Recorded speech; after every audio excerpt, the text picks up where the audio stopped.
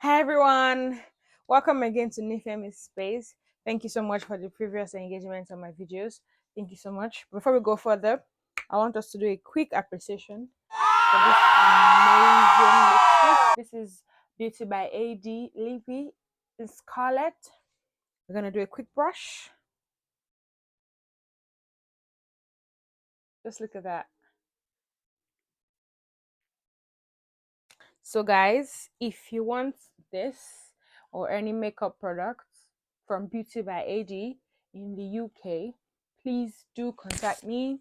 I'm your plug. I'm a distributor of Beauty by AD products in the UK, and I would love that you guys patronize me. So please contact me. I'm going to have my handle in the description. Now let's go to today's topic. What do you think pageants in Nigeria is, or what do you think pageantry in Nigeria looks like? I've had a few opportunities, and I'm here to speak about one of them. And I think towards the ending, I'll be able to express what I think pageantry in Nigeria is, or what we think it is, and what it should be like. Now, sometime 2020, it was during the pandemic, surprisingly. I'd had a previous encounter with agencies from Nigeria, and it turned out terribly, but I'm going to speak about this because this is like the recent one.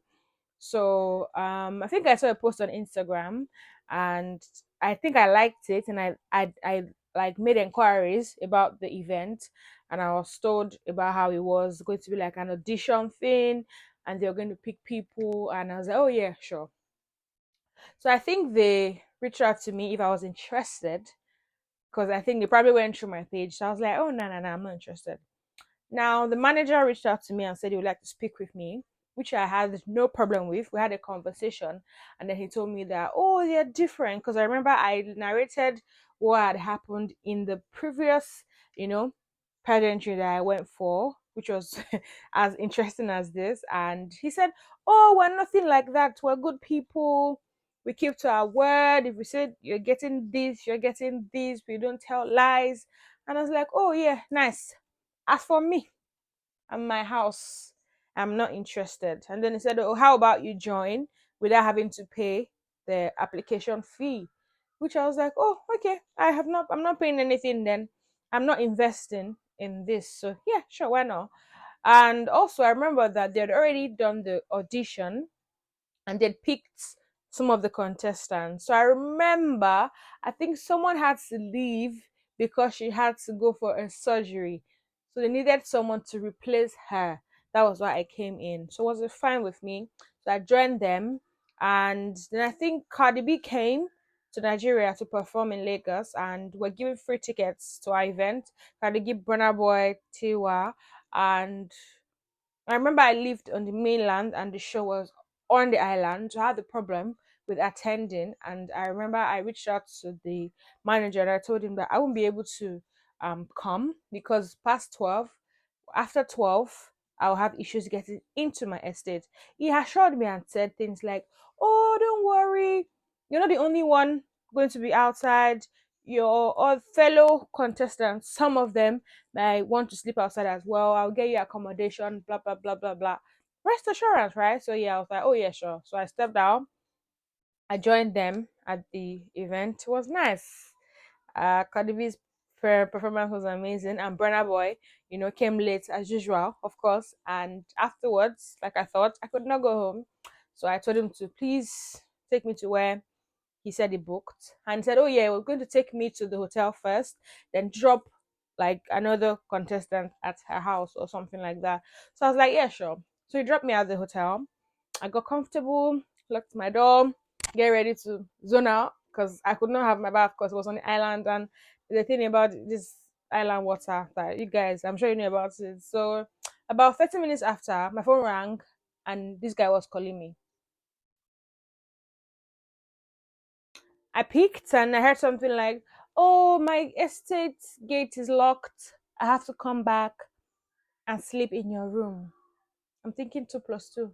How about you book another room? Every room is filled up. I'm like, who told you that? They said the receptionist said that they don't have any rooms. I'm like, wait, what? By this time, this guy was at my door. I heard a knock, then I had to stand up. I opened the door and said, "Oh, he's so sorry. He has to crash here with me today. That I don't mind." Blah blah blah blah blah. Personally, I had no problem with him crashing with me, but that notion of all the rooms filled up and everything just felt like it was cooked up, but I was fine with it. I knew I served a living God, guys. So whilst he came in, he got comfortable, he even came with some drinks. I was looking at him, we're talking, was asking me questions, saying this, saying that. So he tried to make out with me. Yeah, and I was like, oh no, why are you trying to make out with me? You're supposed to be my Oga, my boss. And you're only here because your estate gate is locked. So what are you trying to do? And then he goes, so he really likes me. Guy, you don't even know me. And he goes, oh no, do I know how many of the contestants would like to have what I'm having now? Me, I have me, and I'm proud of having me. So I don't have anybody. Please get out. So his advances fell flat, obviously, and we slept peacefully. The next morning, I knew when he left, but he left like me some just like all those men used to do. They put like bundle on the table. I woke up, picked up my bundle, of course, booked a taxi, and went back to the mainland. Now it was time for the camp. Funny enough, at that point in time, when that happened, I felt like something was fishy. But I felt like he only did that to me. I would have never imagined that I did it to other ladies. Now I'm getting to camp and I'm meeting the ladies, and we're bonding, and I realized that some of the things were already quite pre-planned, which was nice, and some of them were very, very fishy. Like some people were on the edge. There were some contestants like did not even have to do too much. They were always praised. They were always, adored and everything. Camp was nice, by the way, and the consolation prize for the competition was meant to be 5,000, 3,000, and $1,500 respectively. So winner, first runner, second runner. Competition came. I had paid this amazing designer, Henry. God bless his soul. He died this year. And I had spent money. Guys, when there's pageantry, that's when you know that you can find money. Because I had to look nice. I was representing Ondo State. I was meant to represent Ekiti State, but I'm not sure what happened. So I was representing Ondo State. I'm sure it was like some factory issues like they had, so I had to change to Ondo State, and that was fine with me. So now the competition ended. I was second runner up. Of course, I was entitled to the 1,500, like as promised, and major rounds and all of that. Now, competition is ending, and I've realized that the winner did not get what she was meant to be given. She get like 5K.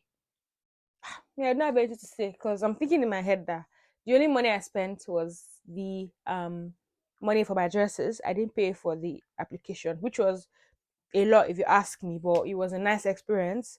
And the finale was on my birthday at the same time. So February 23rd, 2020, I can't forget. And it was like that. And I really wanted to win because I felt like the money was nice, 5K dollars. But I did not win. And that was okay.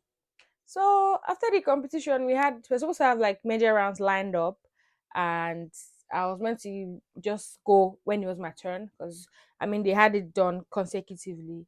Now, suddenly, I started hearing things like, "Oh, this guy is a thief. This guy not giving my money." What am I hearing? This guy is not paying the 5K promised the winner. Hey, problem. That means I'm not going to get shishio. Then the first runner up, we're having a conversation, and I found out that whilst he was trying to ask me out, he was trying to ask her out as well. I'm not sure about the frequency, but he asked her out. But unfortunately, she said yes to him. She said yes to him. And whilst we're in camp, everyone was busy getting their activities together, trying to perfect their work. She said yes to this mysterious manager. and they were dating. And she agreed to keeping it hush hush until the competition ended. He promised her she was going to win anyway. She didn't win, but she was the first runner up, which was something. Now, the winner came out later to say she paid some money. Hey! So she paid to win. She didn't get any money from the payments. She didn't get any 5K. She didn't get any deal. She didn't get anything. Guys, some of the modeling agencies in Nigeria are just out there to extort you, to manipulate you, to abuse you. Most of them are daylight human trafficking. Open your eyes. Personally, any other modeling agency apart from MBGN, that's most beautiful girl in Nigeria, I'm so sorry. I cannot say anything about you. I just feel like they are just a front, yeah, to pitch young girls to older men. Because that's what it is. I've experienced this. They pitch you, they take it to most of the dignitaries in Lagos, and those people they just try their luck until one clicks. Now, when one clicks, whatever amount of money you make from that one, yeah, 80% is yours and 20% goes to the agency. Wild. But guys, I'm just saying this. So if you have any cousin, any niece, your sister that's been crying and wailing that they want to go to a modeling agency, please, if you have to discourage them, if you have to show this video to them, if you have to do anything to not let them go, or if you have to make them vet properly, please get it done. It is bloody on the streets. I'm not going to lie to you. I'm not going to lie to you. If I had gone in there and I had come out successful and I was healthy and fine, I probably would not make this video because I'll feel like, oh, I got something out of it and blah, blah, blah. But it wasn't like I did not have the opportunity to get something out of it. I did, but I felt like it wasn't worth it, honestly. There are older men, 50s, 60s. There was even a time a certain first lady wanted me to be her sugar baby. What? And she was promising that she would take care of me, she would do anything for me. All I had to do was just say yes to her. Guys, it is not meant to be like that. Pageantry is meant to be like an opportunity to showcase your versatility. It was meant to be a mixture of brain and beauty. It was meant to be a mixture of your extracurricular activities and your ability to be an independent woman. My own understanding of a pageant is that you come out, you showcase your beauty, but not just your beauty, you attach value to your beauty. You make the general public aware that you're able to give so much more than what you look like, that you're able to speak, that you're able to have a voice for the voiceless. Is that not the point? Is that not why you trek? Do you not trek for against vaginal mutilation? Do you not trek to create awareness about IVF? Like, why are we all losing it? Why does everything have to be attached to money? Only a few people come out here and say the truth about what they've been through in these modeling agencies. Half of them just suck it up and just let it go like that. But I do not. Because from the beginning, I never let it get to me anyway. Please, guys, monitor your words, your children, your nieces, your nephews, your sisters. If you're going for any modeling competition, please ensure that they are vetted. Please try. These people are out there, they're there to suck blood. Some of them might even be there for rituals. You don't know. The first modeling agency I went for, I was told that he just bought like a 80 million worth land for his girlfriend in Lagos, so I should be fast and get mine from him. I was opportune to like win the first pageant that I went for, which I have not expressed, I have not spoken about here. So I won an all expense paid trip to Liberia, and I met this man.